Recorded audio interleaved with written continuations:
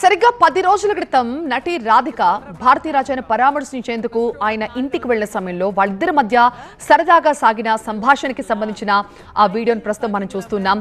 చివరి నిమిషం వరకు భారతీ రాజా తన జీవితాన్ని చిత్రరంగానికి అంకితం చేశారు. దర్శకత్వాన్ని పక్కన పెట్టిన తర్వాత ఆయన అనేక సినిమాల్లో నటించారు. ఒక అద్భుతమైన నటుడు కూడా భారతీ రాజా. చివరి రోజుల్లో అనేక మంది నటులు ఎవరికైతే ఆయన ఇండస్ట్రీలో ఒక లైఫ్ నిచ్చారో అలాంటి నటులంతా వెళ్లి ఆయన పరామర్శించారు. అలా రీసెంట్ గా నటి రాధిక భారతీ రాజాను పరామర్శించినప్పటి వీడియోను ప్రస్తుతం మనం స్క్రీన్ పై చూస్తున్నాం. భారతీ రాజా మృతి ఖచ్చితంగా భారతీయ చిత్ర పరిశ్రమకి ఒక లోటు. గ్రామీణ నేపథ్యంలో సహజ సిద్ధమైన కథలను వెండితెరపై ఆవిష్కరించడంలో భారతీ రాజా చాలా స్పెషల్ అని చెప్పాలి. అందుకే ఆయన్ని అభిమానులు, పరిశ్రమ వర్గాలు గౌరవంగా ఇయక్కునార్ ఇమయం అని పిలుచుకుంటారు. వెండితెరకి ఎందరో నటీనటుల్ని భారతీ రాజా పరిచయం చేశారు.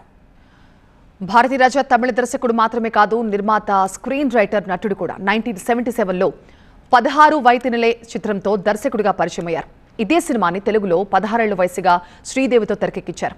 ఆ తర్వాత కిళక్కే పోగుమల్ రైల్, సిగప్పు రోజాకల్, అలేగల్ ఒయవతిల్లే, కాదల్ ఒవియం, ముదల్ మారితై లాంటి అనేక సినిమాలు రూపొందించారు.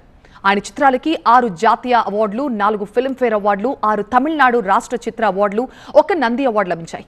తమిళ్లో కమల్ హాసన్, రజనీకాంత్ లాంటి స్టార్ల కెరియర్ ని మలుపు తిప్పడమే కాకుండా రాధిక, రాధ, రేవతి, విజయశాంతి, సుహాసిని, మురళి వంటి ఎందరో నటీనటుల్ని పరిచయం చేశారు. రెహమాన్తో జింగిల్స్ చేయించింది కూడా భారతీ రాజానే.